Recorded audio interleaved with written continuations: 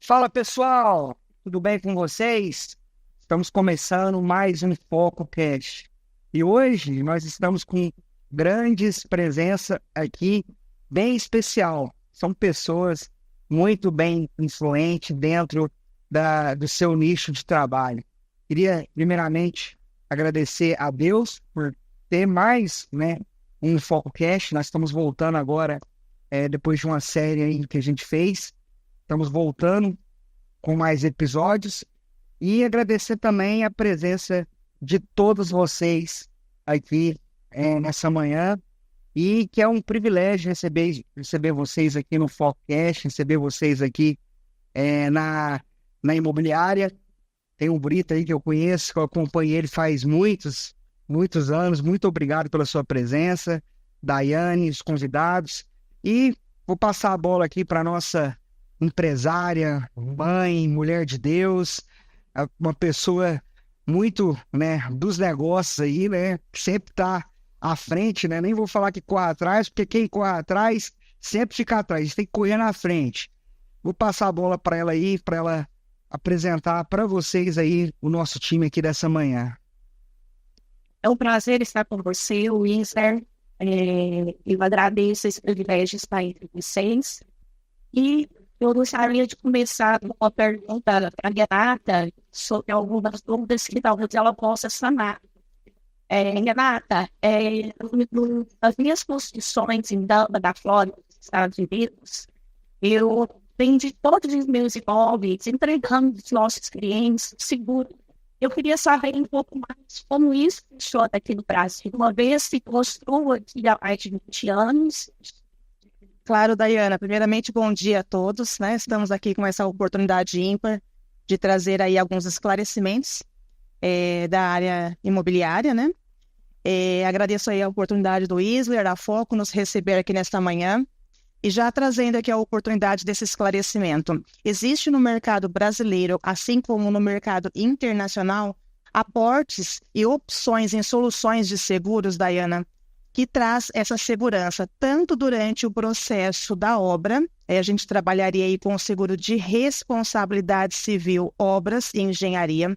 Esse seguro ele tem o objetivo de trazer o amparo durante a sua execução da obra, algum dano que possa vir a acontecer na estrutura da obra, no projeto ou em propriedades e terrenos circunvizinhos. Então, você já estaria fazendo um lastro financeiro ali da sua construção, correndo o amparo. Esse amparo ele é substancial para o seu caixa da sua empresa, quando você está ali naquele momento do empreendimento, das fundações, da edificação como um todo.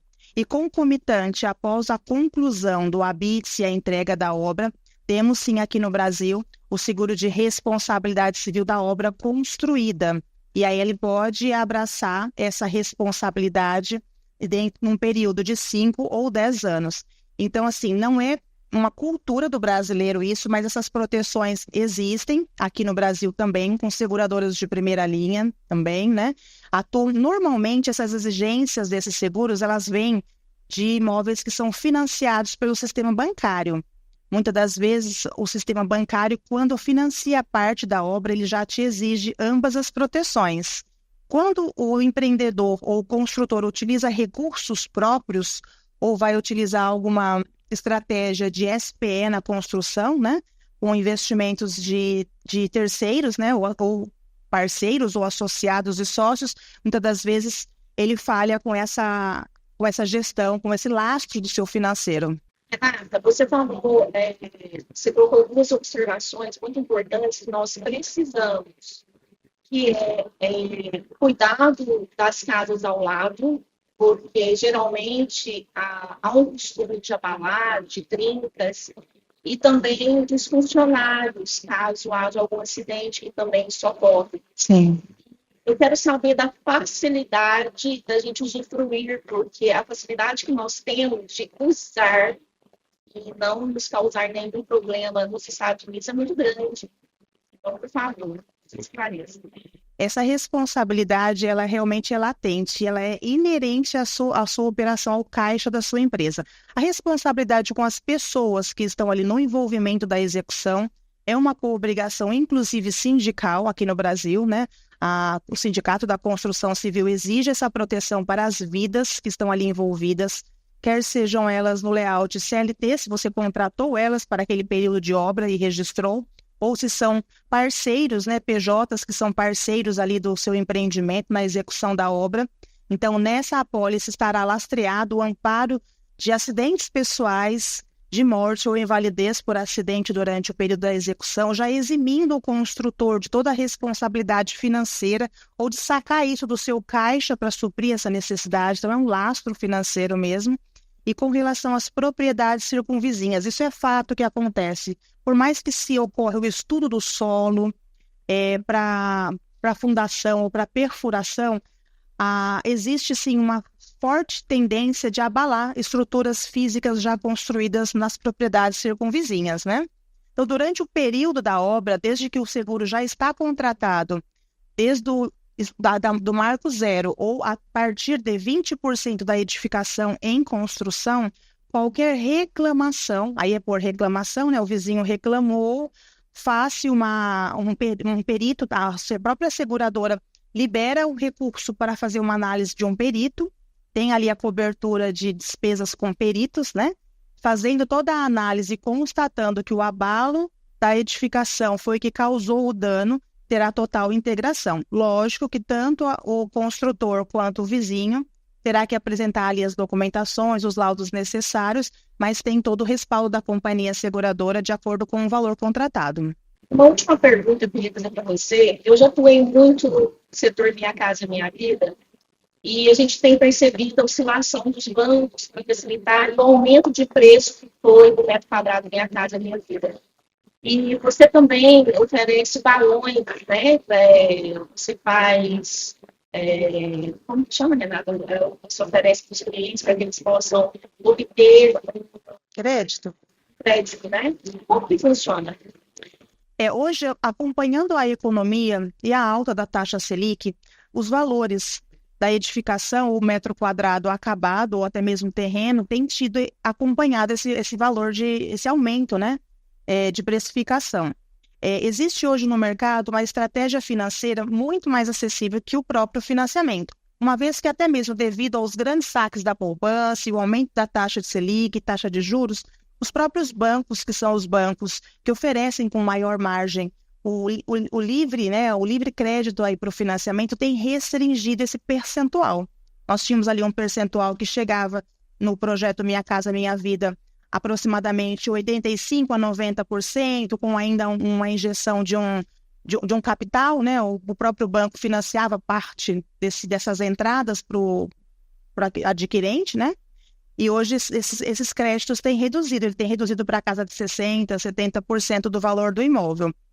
A oportunidade da estratégia da alavancagem patrimonial com as estratégias sem financiamento é o que tem trazido uma oportunidade de uma aquisição mais saudável para o consumidor final. Um prazo menor do que o prazo do financiamento e sem juros. Essas estratégias, a gente consegue fazer esse desenho dessas estratégias via cartas de consórcio. Hoje, aqui em Uberlândia, nós estamos passando por uma situação que temos diversos empreendimentos em lançamento. Nesse período de lançamento, que normalmente varia de 24 a 36 meses, o adquirente paga ali os seus balões para depois da entrega do habite se seguir com o financiamento. Se na época da aquisição do imóvel ele já adquiria a sua carta de consórcio, ele tem aí 36 meses, 24 meses para trabalhar essa contemplação dessa carta do consórcio, para quando chegar lá, no momento da entrega do habite, ele já ter o crédito contemplado, sem taxa de juros e com uma parcela que, passado ali as parcelas do balão, são muito mais acessíveis do que o financiamento imobiliário. Eu tenho uma dúvida. Duas dúvidas que eu tenho que eu não sei a resposta. Pode, se você puder ajudar. Essa parte de seguro é impressionante. Como que o seguro vem cada vez, ele está mais agregado, mais forte com os retornos que ele dá aos clientes. Nós fazemos vistoria de imóveis entrada e saída de locação, é para vistoria de imóveis, é vistoria de imobiliária. E nós fazemos da engenharia, da construtora, vistoria cautelar, que é exatamente o que você falou. Então, tem o edifício, tem a casa, está construindo o edifício, a piscina trincou, o dono da casa nos contrata para fazer esse laudo de engenharia, ou a construtora chama para constatar, veja se a piscina trincou devido ao edifício ou não. Os dois podem contratar este seguro, sim? Ou só a construtora, que você falou? E a casa não tem seguro... a casa, isso, esse seguro é outra dúvida que eu tenho. Se era só a construtora que faz, e no seguro residencial, esse dano da piscina trincar, o seguro de residencial não cobre? Não. A cobertura exclusiva para danos na propriedade circunvizinha, ela é uma obrigação do construtor. No seguro residencial, nós temos algumas coberturas que pode perfazer esse amparo, mas desde que o imóvel próprio esteja em reforma. Eu tenho uma casa pronta, vou reformar, então eu também contrato, porque se durante a minha reforma ocorrer algum dano na execução do projeto, eu esteja automaticamente me protegendo aquele capital que eu estruturei para essa reforma. No seguro residencial puro, o objetivo básico é a cobertura de incêndio, raio, queda ou explosão. A acessória a essa pode-se contratar algumas coberturas de amparo para o imóvel, mas não diz respeito à manutenção da edificação. O foco mais é quebras de vidros ou mesas de mármores, né, fixas, roubo, furto, dano elétrico por descarga elétrica mesmo, e algumas outras coberturas acessórias, mas não que diz respeito ao abalo sísmico da edificação. Porque ela é considerada hoje não só hoje, né, mas é considerado pela seguradora uso e manutenção do imóvel, que é de responsabilidade do proprietário. Entendi. Muito interessante, porque cada vez mais as construtoras elas estão aceitando este seguro, essa modalidade de seguro para ele proteger, porque cada vez mais a vizinhança tem atacado as construtoras falando que os problemas de estrutura, construção do imóvel é da obra e não deles. Então, eles estão ficando espertos. E qual o motivo dessa resistência que a gente tem aqui no Brasil? Porque a resistência é porque gasta dinheiro. É alto, o dinheiro é alto. Igual pesquisa de mercado a gente tem, que o construtor não faz. Ele não tem, o brasileiro, eu já estou entrando no internacional agora. O brasileiro não tem a cultura de proteção, de preventiva. Então, o que ele faz? Ele vai fazer um lançamento, o construtor, ele não pesquisa aquele mercado. Ele liga para o William, para a Daiane, vai lá na prefeitura ver a Beth, mas ele não contrata o especialista. Que, na verdade, pesquisa aplicada de mercado é a empresa que faz isso. Não é um profissional. Não existe profissional. Certo? Existem empresas que trabalham como se fosse o censo que o governo faz, o censo da saúde, da educação. É mais ou menos isso. Não faz. Agora, o internacional direcionado à trajetória do profissional ou das empresas que querem atuar, vão falar só do mercado imobiliário, que construção eu vou fazer, eu vou dar uma direção para a Daiane daqui a pouco, que ela é especialista nisso. Experiências case dela. Cada vez mais, o corretor brasileiro já começou a identificar, isso tem o quê? Curto prazo, 10 anos para cá. Sim. E a pandemia potencializou muito isso também, que beneficiou o corretor brasileiro. Direcionamento de negócios internacionais imobiliários. Basicamente, o que eu quero esclarecer a todos vocês? Um corretor brasileiro, ele pode ser corretor de imóveis no mundo inteiro, porque a única coisa que muda é uma legislação de jurídico ou de prefeituras e o idioma. Porque a prática, a forma, o engajamento no mundo inteiro, os melhores brokers ou empresas no Brasil, como eles atendem, eles vão fazer isso para o resto do mundo. Então, os corretores são brasileiros, mas, Brito, Para ser internacional, não deve estar validando dos Estados Unidos o CRES? Não, o Cresce brasileiro não certifica, no caso dos Estados Unidos, e nem o resto do mundo, porque uma situação interessante que tem nessa questão de corretor internacional, só 2 países no mundo que têm a profissão reconhecida. É o Brasil, que é o CRES, o Conselho Regional, e os Estados Unidos. São os 2 países que reconhecem a profissão, a atividade econômica de corretor de imóveis. Por isso que o Brasil tem uma grande relevância, porque o Brasil descobriu isso, o Conselho Federal nosso, alguns anos atrás, que era um insight positivo para transformar os corretores no país. O Cresce dele, que nós recebemos, a carteira do Cresce, não valida o passaporte dele para operar, por exemplo, nos Estados Unidos. Para ele operar nos Estados Unidos, tem um processo que ele tem que fazer de logística, de atividade econômica, o formato americano, de captar imóvel, de vender imóvel. Basicamente a mesma coisa, mas existem estratégias diferentes nos 2 países. Primeira coisa é isso. E lá ele tem que ter a regulamentação do país, dos Estados Unidos. Na Europa também tem alguns países que exigem, só que lá na Europa não é reconhecido. Mas os países têm certificações, cursos rápidos que fornecem. Aí aquele profissional, por exemplo, ele é da área financeira, ele passa a atuar no mercado imobiliário lá, França, Alemanha, é assim que funciona, em geral. Agora, nos Estados Unidos, tem a certificação de broker, só que antes dele fazer essa certificação de broker lá e ele poder atuar diretamente, tem todos ou alguns quesitos que ele tem, que um checklist que ele tem que obedecer antes, de moradia, de tributação. É só chegar e falar, eu quero trabalhar no mercado e pronto, né? Entendeu? Não funciona isso. E no Brasil a barreira para o mercado imobiliário é pequena, né? Então, assim... Nenhuma. No Brasil não tem, assim, né? Não existe, por exemplo, você vira, porque a nossa profissão de corretor de imóveis ela é legalizada como qualquer outra. Sim. Né? A gente tem, né, um sindicato, a gente tem o CRES, a gente é uma profissão legal. Então a gente paga até mesmo mais do que um advogado, um médico. Acho que a anuidade do corretor é a mais alta que tem. Porém, o processo para você se tornar um corretor é diferente do processo de você se tornar um médico, do processo de você se tornar um advogado, um administrador, né, e etc. Né?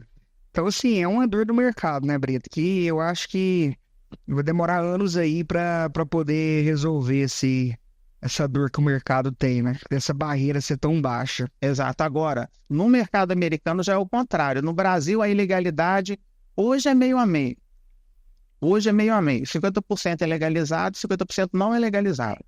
Sendo que dos 50% que não é legalizado, é o médico que vende, é o dono do posto de gasolina que vende, é o carrinho de pipoca em frente à igreja na missa todo dia. Porteiro. Entendeu? Tem de A a Z ilegal e fazem, não é só corretagem de imóvel. Não é. Empresários fazem isso, certo? Empresários fazem isso. Inclusive, tem vários profissionais, um exemplo, a OAB, os advogados, muitos fazem o curso para ter o Cresce porque ele quer, como jurista, vender imóvel. Então, ele, ao invés de indicar os corretores, os imobiliários para vender o imóvel, ou comprar o imóvel, que ele tem um investidor ou um cliente que quer adquirir, tem segurança no advogado e não tem nos corretores, nas imobiliárias, o que ele faz? Ele tira o Cresce. Aí, com o Cresce, ele pode fazer intermediação direta, como só com a AB ele não consegue fazer, porque se ele fizer, ele é ilegal também. Aquela empresa jurídica, ela é completamente ilegal. Embora ela tenha CNAE ali no CNPJ, ela não tem um registro. Não tem nada. E o mercado em geral brasileiro provoca muitos corretores, mas eles não sabem que imobiliárias, redes de imobiliária, faz tanto quanto o corretor pode fazer de operações ilegais. Ele pode até ter o Cresce PJ, Cresce pessoa física, mas agem no mercado sendo malicioso. Grandes empresas imobiliárias, grandes corretores reconhecidos no Brasil e grandes redes de imobiliária, porque tem muitos estados que têm muitas redes de imobiliária nas regiões. Você pega, por exemplo, Minas Gerais mesmo. Vamos falar daqui, Minas Gerais. Minas Gerais, Norte, Sul, Triângulo Mineiro, Zona da Mata. É os polos econômicos de Minas Gerais. Nestes polos existem redes de imobiliários, que é mais local aquela região, o Vale do Aço, o Triângulo Mineiro e tudo. Eles fazem aquela rede para ter uma... Uberaba, por exemplo, já teve várias, já acabou. Uberaba é uma cidade que tem umas 3 ou 4 redes lá, já teve muitas. Aí acabaram porque achou que o propósito não valia a pena.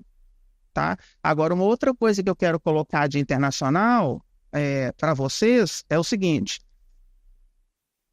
Eu não lembro, mas são algumas décadas aí no passado. Vamos pôr aí 15 a 20 anos. Especificamente Flórida, Estados Unidos, porque Estados Unidos é alvo de tudo.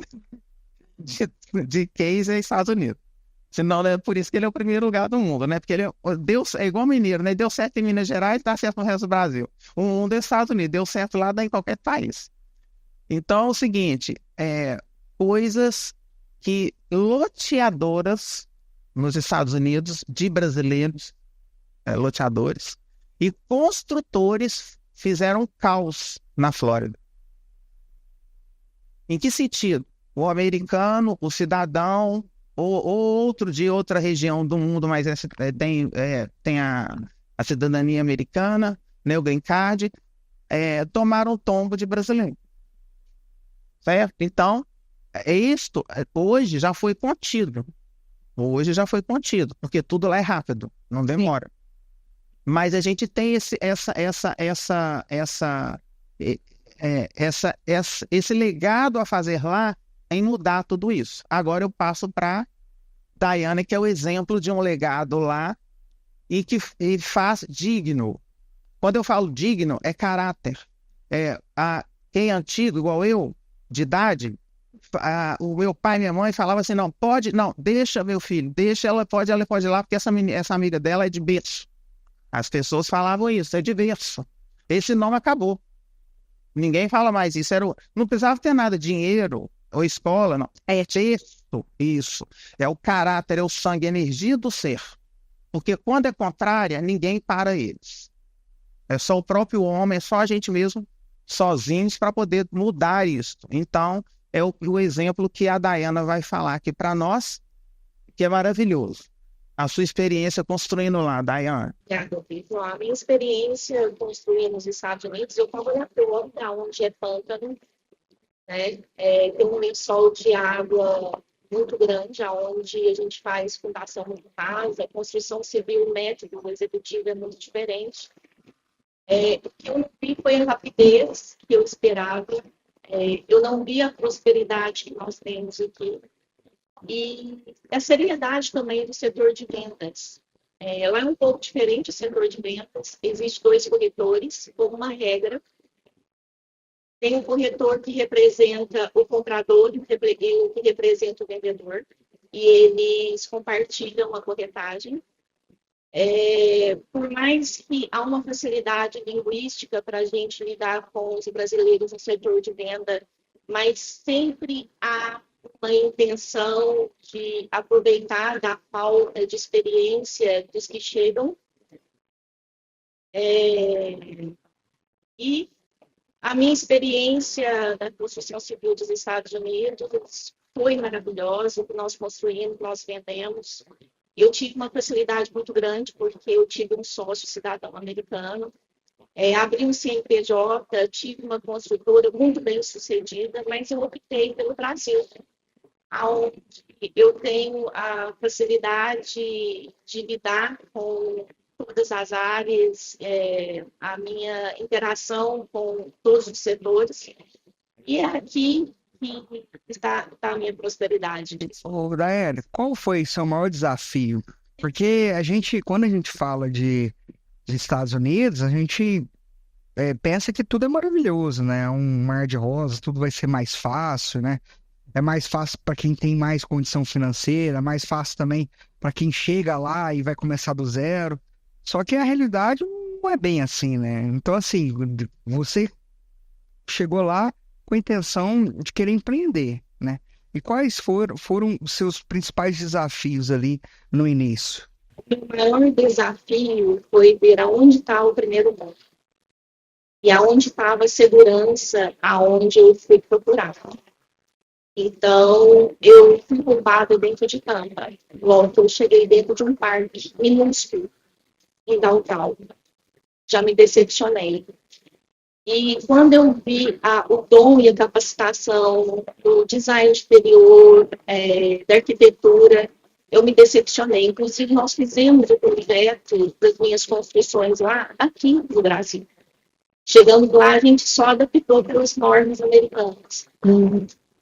Então, toda aquela expectativa de progresso que eu esperava ver dos Estados Unidos como primeiro mundo, eu não vi.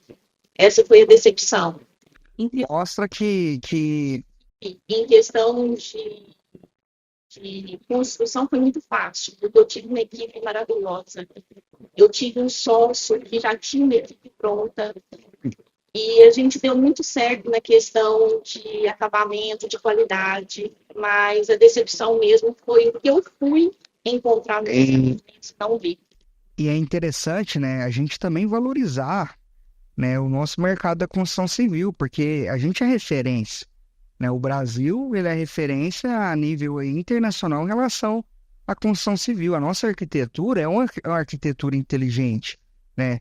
A gente, né, que estuda o mercado, a Balneário Camboriú, por exemplo, né, está sendo um grande mercado aqui no país nessa questão de referência de arquitetura. Então, às vezes a gente fala, o que tem aqui dentro do Brasil não funciona, não presta.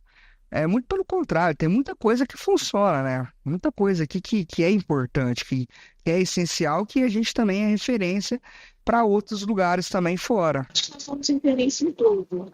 Você fazendo essa comparação, inclusive, o meu design do interior que me serviu em Tampa é do Egito. Eu acho que o Brasil é referência em muitas áreas, tanto da construção civil como na área financeira, né?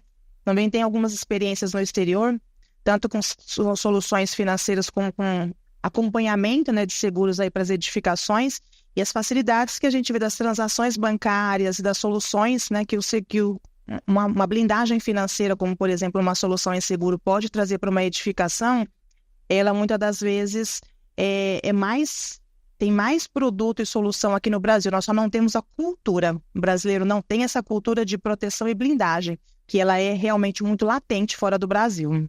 Winston.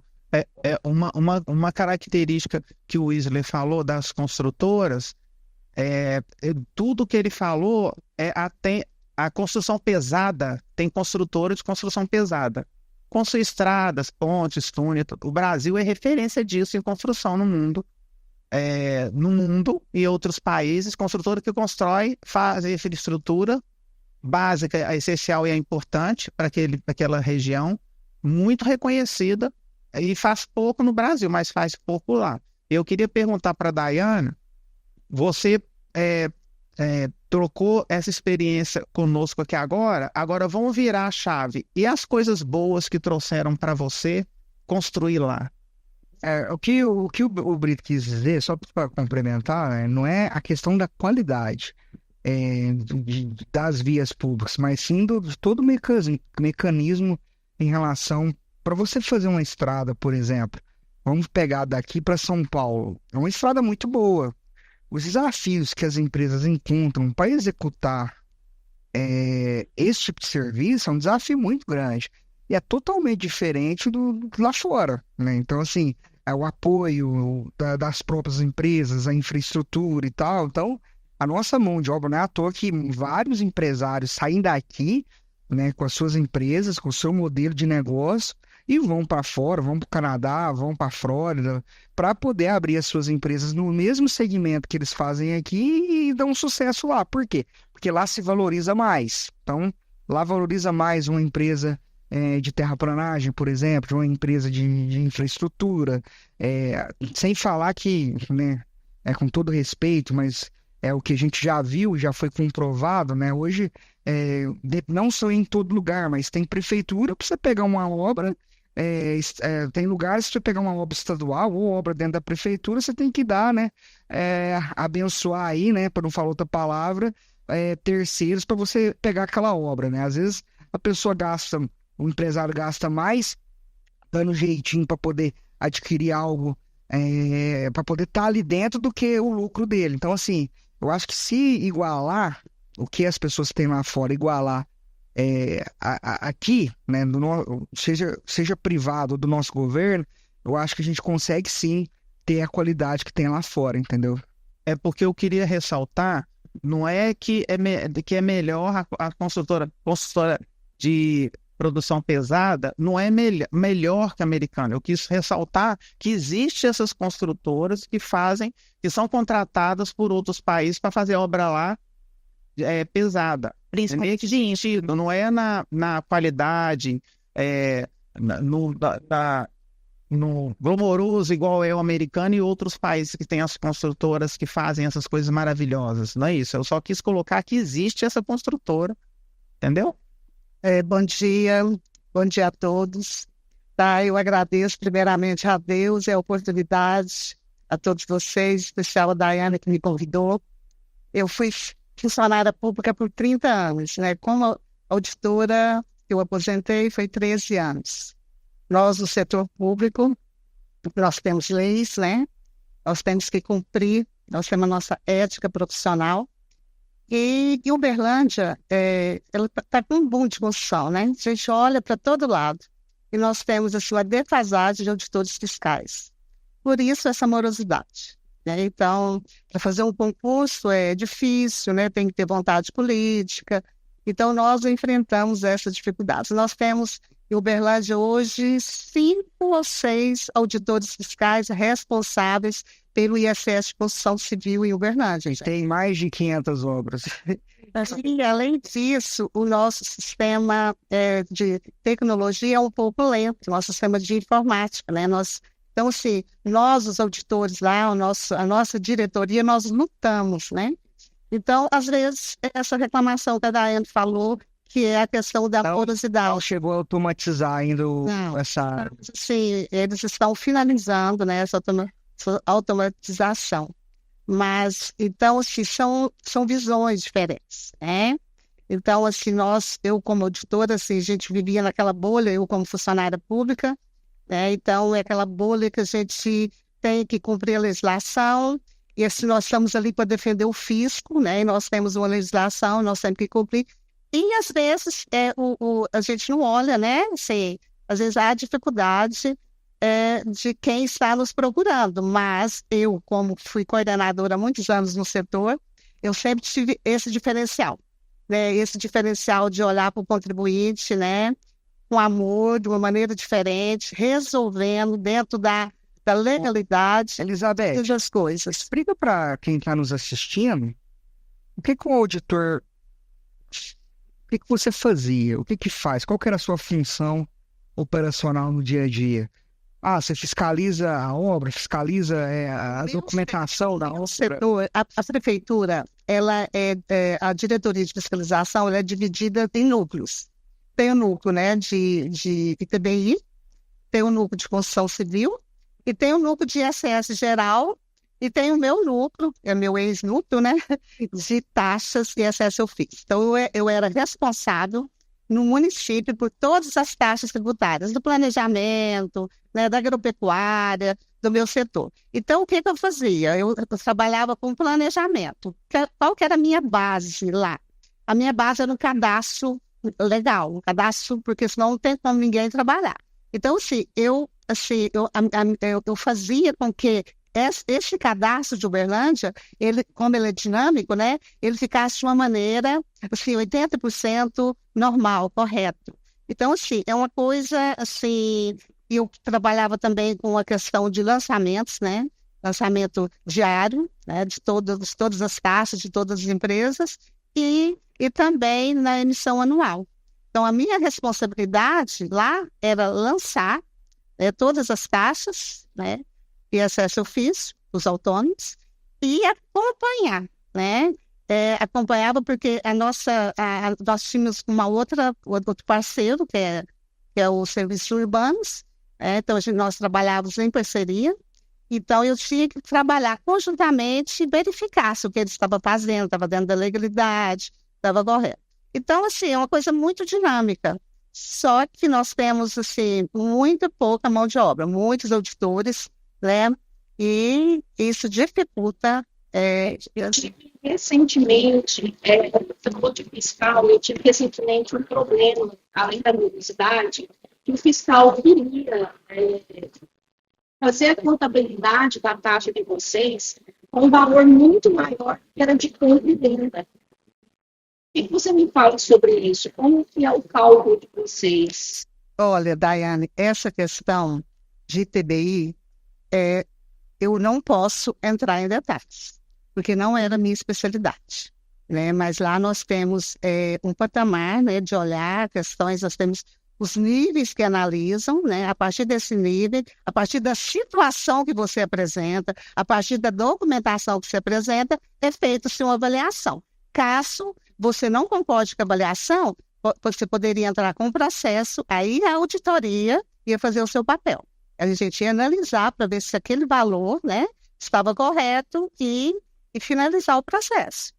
E qual que é a sua perspectiva agora, saindo de tantos anos da prefeitura, com todas essas normas? É um mundo bem diferente. Primeira coisa, eu estava até falando com o Brito, é a mudança de hábito, né? A mudança de mentalidade, gente. Assim, então, isso não é fácil, né? E também me envolver, né, com aquilo que eu quero. Então, você estudar, como eu estou estudando, compartilhar com as pessoas, como eu estou tendo essa oportunidade aqui de conhecer novas pessoas. E eu quero assim, um novo para a minha vida, né? Então, assim, eu escolhi isso, né? Então, a vida nossa de escolhas, né?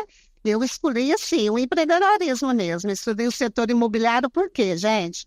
Porque eu olhando, eu acho assim lindo, para mim é um mistério o que vocês fazem. Sabe, tanta construção, é tanta venda, né? Eu fico assim imaginando como que vocês fazem a captação de clientes, como que vocês fazem a propaganda, como vocês finalizam a venda. Isso para mim tudo ainda é uma incógnita, né? Mas eu quero aprender e eu estou aqui pronta para isso. Sete. O mercado americano é um mercado tentador, né? É um mercado diferente daqui, totalmente diferente, e que está ganhando espaço, principalmente ali na Flórida, com questão de rentabilidade. Eu estou vendo muita movimentação nesse setor do brasileiro investir lá, deixar o imóvel alugado por temporada e tal. Está ganhando muito espaço isso. Já passou, eu vejo que já passou aquele boom, mas ainda vai ter uma constância de negócios lá. Eu achei o mercado interessante, né? A maior dificuldade que eu teria trabalhando lá é a língua, porque eu não sou muito familiarizado com o inglês. A minha esposa é mais do que eu. E eu não tenho intenção de deixar Uberlândia, eu não tenho intenção de sair abrindo imobiliária pelo mundo afora, não. Eu acho que tudo na vida é propósito, né? E o meu propósito, ele não é esse. E o propósito, ele é ajudar as pessoas que estão aqui perto de mim, fazer elas crescerem. O mercado imobiliário é um mercado desafiador, né? Não só imobiliário, mas você empreender hoje é difícil, né? Imposto muito alto. A gente tem os desafios aí do dia a dia. E pelo fato, né, da barreira ser pequena aqui no nosso mercado do Brasil, querendo ou não, isso atrapalha um pouco as empresas que querem crescer, que querem evoluir, que seguem o correto. Mas é um mercado, Daiane, que é tentador. Mas por hora não, vou ficar aqui em Uberlândia mesmo. Trabalhar aqui local. Eu não tenho essa disposição do Brito aí. O Brito ele é internacional, né? Então, se chamar ele aí, o curso. Eu vou onde que o povo me chama. Eu nasci com essa vontade na vida. Porque eu sempre enxerguei que o que bate na porta da gente é encaminhado por Deus. Então a gente não tem o direito de fechar a porta. E se eu não fecho, e se eu não vou, eu coloco um melhor do que eu para fazer. Para que ele ser atendido. certo? Bom, o evento amanhã, ele é do mercado imobiliário, é o MB Summit Brasil. Ano que vem, a gente vai completar a 8ª edição anual. A deste ano é a 7ª e acontece nas maiores capitais do país. 2 estados, que é Minas Gerais e Santa Catarina, têm 2 edições. Aqui em Belo Horizonte e Uberlândia, em Santa Catarina, Florianópolis e Balneário do Camboriú. O resto são as capitais que rodam MB, cada um deles. Ano que vem, nós vamos atingir 100% do país, exceto a Amazônia, Manaus. Manaus não vai ter ano que vem. Mas todos os outros estados já está confirmado, inclusive já está no site, a edição. Por que eu contei essa história para vocês? Da importância que é para o mercado imobiliário, para os imobiliaristas, os corretores de imóveis, participar amanhã desta edição na cidade de vocês. E a cidade de vocês entrou no calendário um dia por mérito de quem? O Matheus, eu sou sócio com o Matheus nas edições, algumas edições, né, DMB. O Matheus é de Goiânia. Então, ele com imobiliária, corretora, depois imobiliária, MB Imóveis. Com essa proximidade, ele vinha em Uberlândia fazer negócio direto. E aqui em Uberlândia, muitas pessoas imobiliárias atuam no mercado de Goiânia. Com essa conexão, por isso que entrou, que é o mérito da cidade de Uberlândia. E que coincidiu comigo, que tem muitos anos que eu já venho em Uberlândia atendendo demandas de trabalho e etc.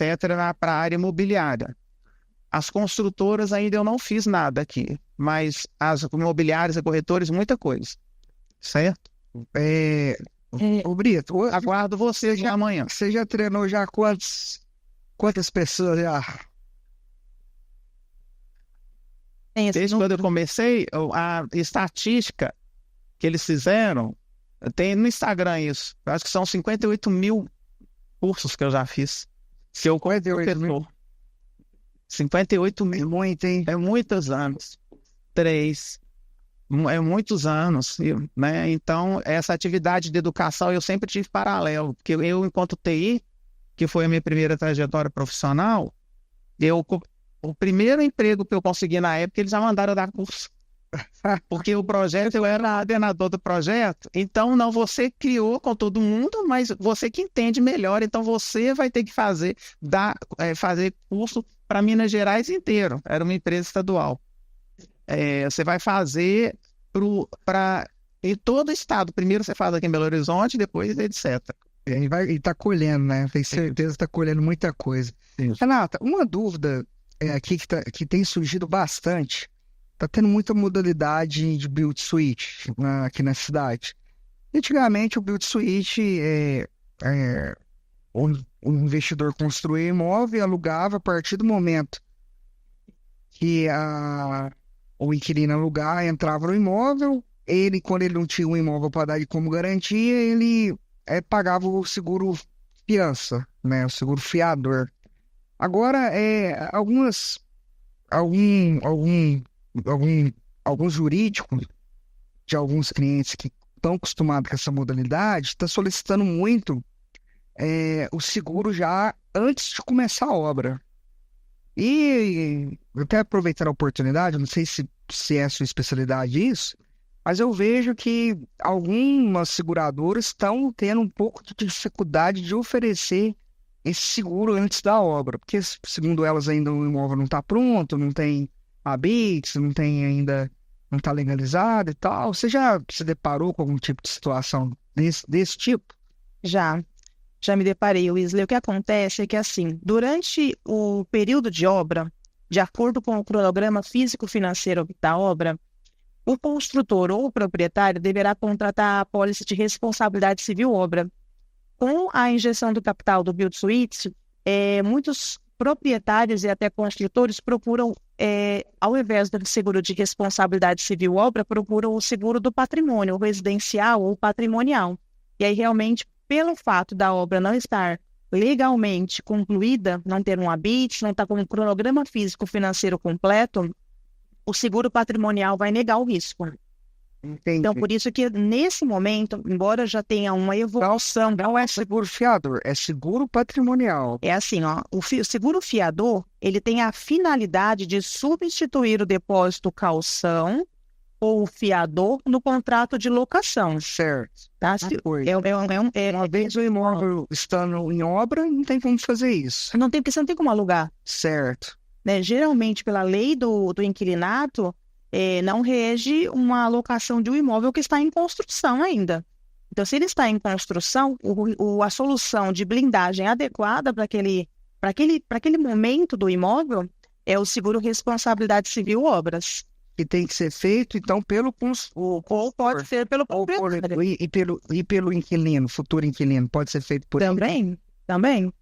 Mas aí, assim, como que você rege hoje na legislação da lei do inquilinato? Como que você roda um contrato de locação com um imóvel que não está construído? É só uma intenção. Você não chega a gerar um contrato, assinar ambas as partes de um imóvel que nem terminou. Se você é o proprietário daquela edificação e está construindo para locação, a responsabilidade nesse momento da construção, embora é um imóvel que você já tem ali uma intenção de locação, mas a responsabilidade sobre a execução daquela obra é sua e da construtora.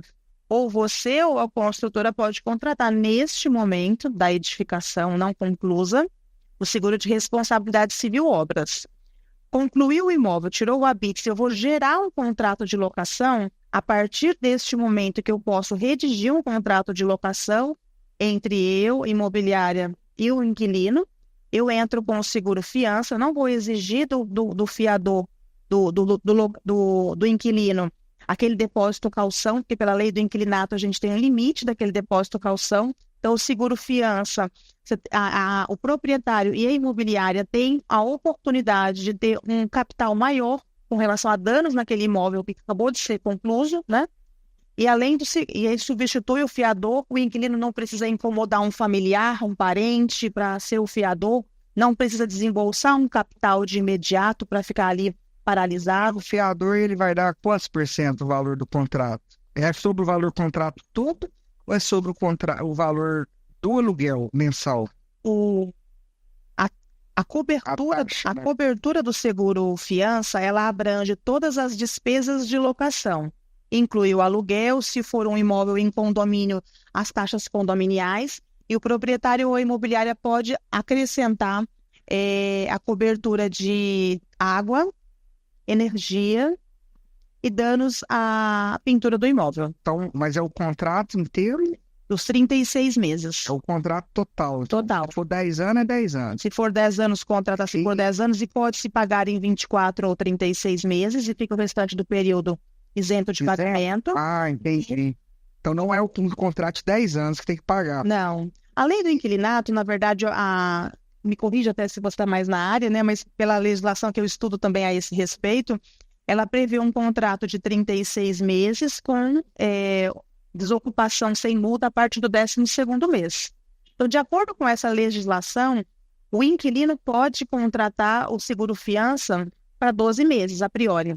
E aí, se ele renovar o contrato de locação, ele faz mais para 12 meses. Mas o que eu sempre oriento, tanto o inquilino quanto a imobiliária e o proprietário.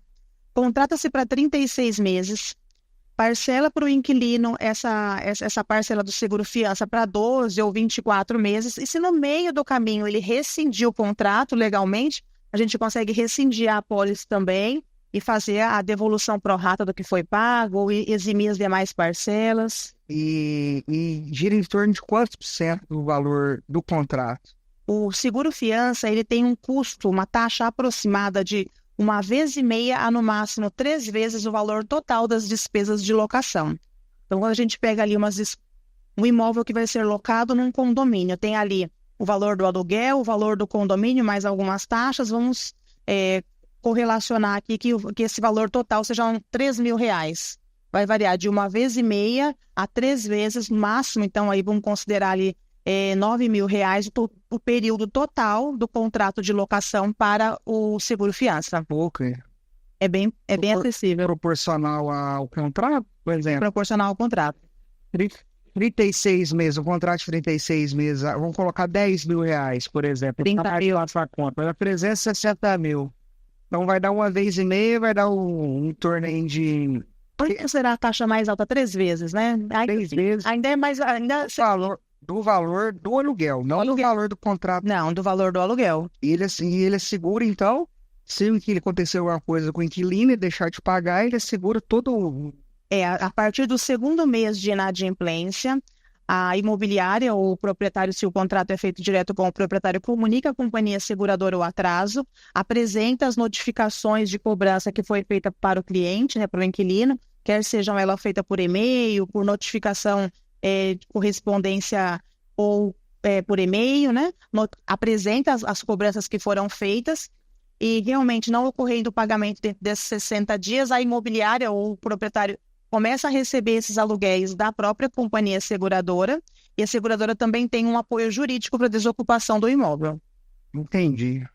Além do seguro fiança, um outro seguro importante também exigido pela lei do inquilinato é o seguro de incêndio desse imóvel.